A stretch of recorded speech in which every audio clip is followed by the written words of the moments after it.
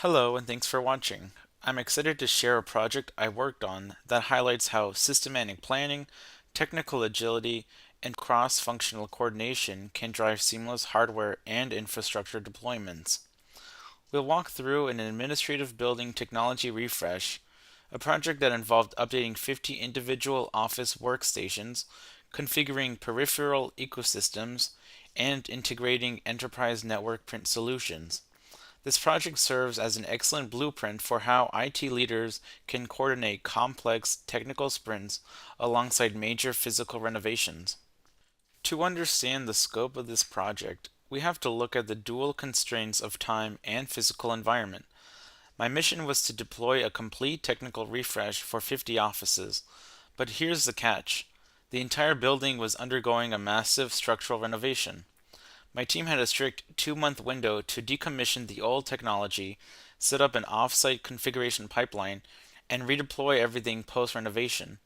As defined in the core project goals, we needed to deliver 2 monitors, keyboard, mouse bundles, and customized peripherals for 50 offices, install 4 high-capacity enterprise printers, and update the campus's active asset tracking system, all before summer break.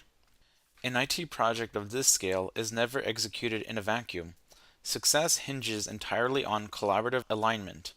On this project, there were 3 core teams. First, our user base: 50 staff members, including program directors, lab technicians, assistants, and external partner staff.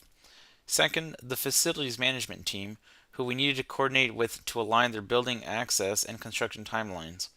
And finally, the network team, whom we engaged with to ensure the VLAN mapping, port activations, and IP reservation structures were fully ready pre-stage. Balancing these moving parts was our primary operational focus. To guide preparations, I established a baseline using key documents. This process began with the project charter, which solidified my team's operational scope, exclusions, and funding parameters. Once the scope was completed, I compiled the project plan linked directly with the post-renovation contact list and room assignment that was early obtained in this process. By mapping out every staff member, their room location, and their move-out schedule, we were able to coordinate exactly when each office would be vacated. This data-driven mapping allowed us to schedule our Phase 1 decommissioning without ever interrupting active staff workflows. With a tight 2-week window to configure 50 new machines, standard one-off imaging workflows would have failed. We had to think like systems engineers. We set up a dedicated imaging station in a separate building. By collaborating with the network team, we assigned several high-bandwidth switch ports. This enabled us to build a parallel imaging pipeline processing 4 computers simultaneously per batch. We pre-labeled every single unit with its target office destination prior to imaging, ensuring that the software deployment phase remained fast, organized, and error-free. As offices were cleared out in phases, my team of 3 technicians and myself moved in. We systematically decommissioned all 50 old workstations.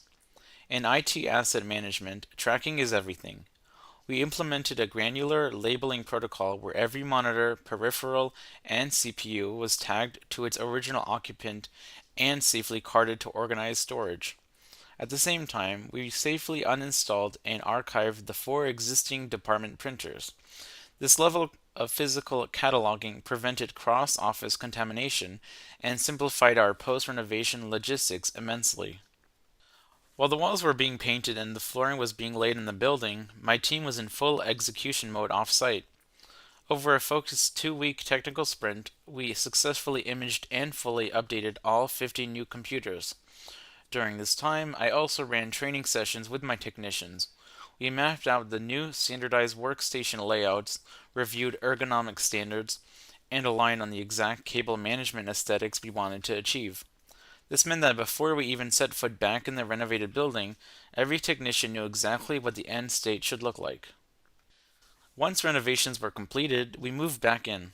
But we didn't just rush in and start plugging cables into walls. I established a strict stage before connect protocol. Technicians placed the dual monitors, PCs, soundbars, and other peripherals on the desks exactly as trained, checking for alignment and ergonomic symmetry.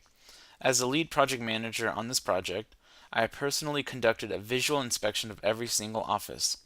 Only after the physical layout met my quality controls did we authorize technicians to tie, route, and connect the cables. This zero fault check minimized troubleshooting issues and resulted in an incredibly clean, professional finish.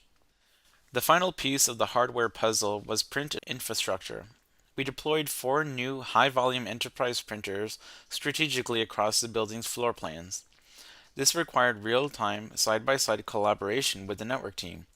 We worked together to map the printers to the correct VLANs, configured static IPs, and successfully integrated them into the campus's centralized print servers. Because we pre-coordinated this step, network printers were live and fully functional the moment staff stepped back into the building. Looking back at the outcomes, the metrics speak for themselves. First, our bulk imaging parallel pipeline reduced our standard device configuration times by 40%. Secondly, by maintaining continuous communication with our 50-person staff through every single phase of the transition, we achieved 100% stakeholder alignment and zero user downtime. Finally, we successfully updated the organization's asset inventory with over 50 new hardware profiles and active lifecycle tags, ensuring future compliance and support. Every successful project yields lessons for the next one. First, we realized we must identify special accommodations, such as standing desks, even earlier in phase 0. Working closer with those users initially prevents us from having to dismantle and rebuild a workstation layout multiple times. Second, while our project plan was highly effective, developing an even more granular, tiered communication matrix for different stakeholder levels would streamline future handoffs. And third, while our collaboration with the network team was highly successful, connecting with them even earlier in the planning phase would have smoothed out our initial port activation timelines. In closing, this project proved that technical success isn't just about plugging in new hardware.